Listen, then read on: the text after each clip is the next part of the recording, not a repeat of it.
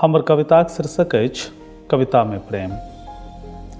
चाह देबाक बहन्ने जखन छुबि लैत रहै हमर कंगुरिया अहाँक औँठा, आ ताकि दैत रही हम अहाँ दिस अनचोकके, अहाँक आँखिमे नचैत हँसी आ ठोर पर सिहकैत मुस्कीक स्वर मोन पड़ल आइ अनायास।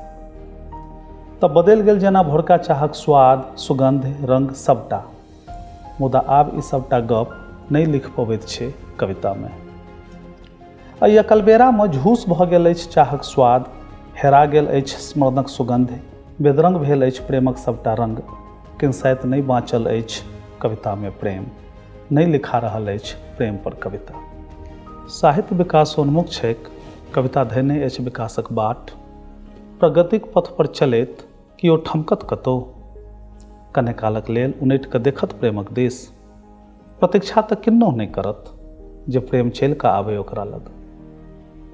तखन ई विश्वास अछि जे आगाँ बढ़ैत कतौ ने कतौ भेटत प्रेम अवश्य, कोनो ठाम पर, कोनो दोसर रूप रंग सुगंधे आ स्वाद नेने अवश्य। कोनो दोसर रूप रंग सुगंधे आ स्वाद नेने, किया तऽ जँ आखर अनस्वर, अमर, असीम तऽ प्रेम से हो।